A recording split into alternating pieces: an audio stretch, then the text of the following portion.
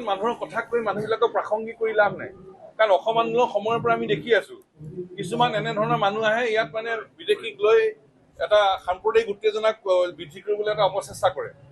গতিকে আমি চৰকাৰৰ প্ৰতি আমাৰ স্পষ্ট দাবী যিবোৰ ব্যক্তি যিবোৰ শক্তিয়ে অসমত হিন্দু মুছলমানৰ নামত সাম্প্ৰদায়িক উত্তেজনা সৃষ্টি কৰিবৰ কাৰণে অপচেষ্টা কৰে তেওঁলোকৰ ওপৰত আইন আছে আইনমতে ব্যৱস্থা ল'ব লাগে কিন্তু মূল বিষয়টোৰ পৰা আঁতৰি আহিব নালাগে মূল বিষয়টো কিন্তু অবৈধ বাংলাদেশীৰ প্ৰব্ৰজনৰ সমস্যা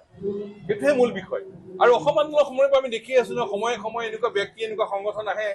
এনেকুৱা সাম্প্ৰদায়িক উত্তেজনা সৃষ্টি কৰিবলৈ বক্তব্যতা ৰাখে সমস্যাটো অলপ খেলি মেলি কৰি দিব পাৰে নেকি এটা চেষ্টা কৰে কিন্তু অসমৰ ৰাইজ অচল অটল অসমৰ ৰাইজটো সেই জালত কেতিয়াও ভৰি দিয়া নাই নিদিয়েও গতিকে আমাৰ কথাটো হ'ল যে যিসকলে অবৈধ বাংলাদেশীৰ বিষয়টোক লৈ হিন্দু মুছলমানৰ নামত সাম্প্ৰদায়িক ৰাজনীতি কৰিবলৈ অপচেষ্টা কৰে ষড়যন্ত্ৰ কৰে তেওঁলোকক আইনমতে ব্যৱস্থা ল'ব লাগে আৰু কেন্দ্ৰীয় চৰকাৰে অসম চৰকাৰে মূল সমস্যাটো সমাধান কৰিবৰ কাৰণে ফলাফল দিব পৰাকৈ খুব কঠোৰ সময় নিৰ্দিষ্ট পদক্ষেপ গ্ৰহণ কৰিব লাগে